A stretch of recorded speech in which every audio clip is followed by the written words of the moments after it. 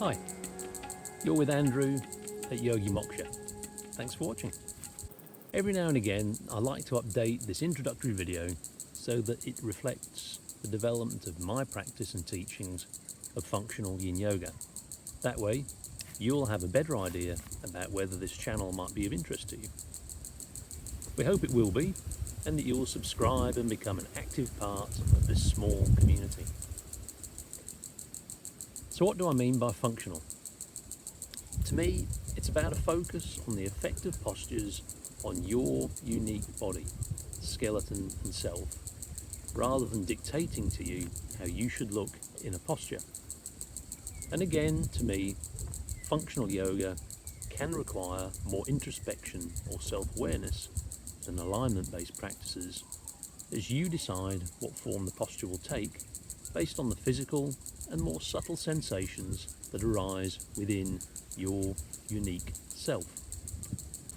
When I'm asked by someone why they should practice yin, I think a good place to start is, as Bernie Clark might say, with intention. What is your intention? And then, how might yin support you in achieving that? If your intention is maintaining and improving range of motion throughout the body, across certain joint sites, or in specific muscle groups, dealing with physical or mental stress, combining movement with meditation, balancing subtle energies throughout the body, or working with meridians or chakras, then yin may be a practice that provides an environment for this.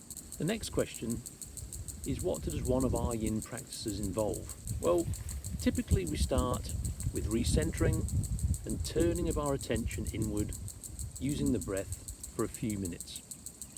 This allows us to bring ourselves to a place where we'll be more receptive to our practice and start to tune in to increasingly subtle sensations.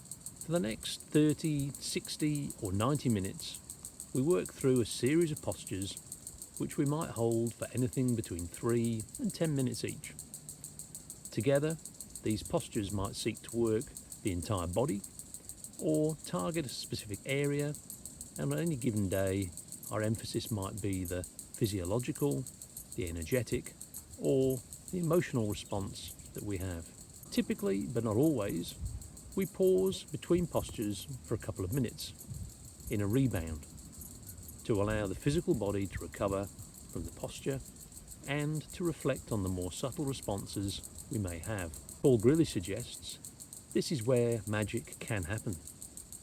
With each posture, we follow a similar path. We bring our attention to the target area and find our edge, the point at which we experience some resistance.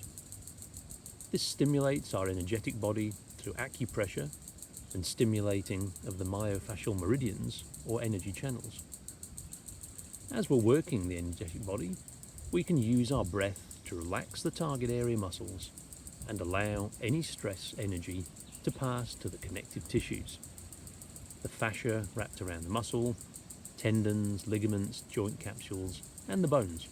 As we relax those muscles, we might be invited to adjust before we settle into stillness across the body and the mind. This stillness clears our view of physical stress in the connective tissues as we continue to relax and open up, and maybe as we follow that edge in just a little bit further.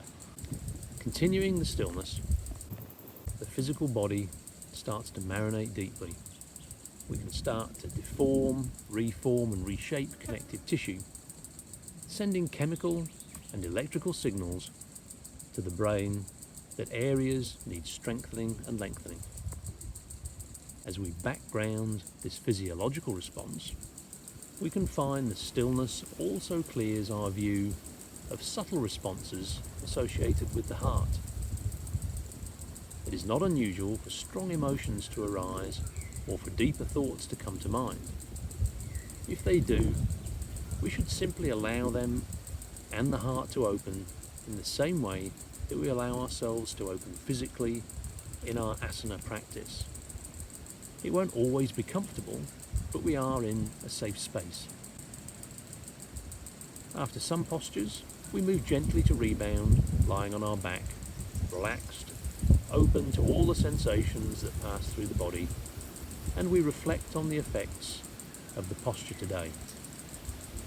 At the end of our practice, we finish with a Shavasana, which can be guided with the spoken word or sometimes incorporate gong.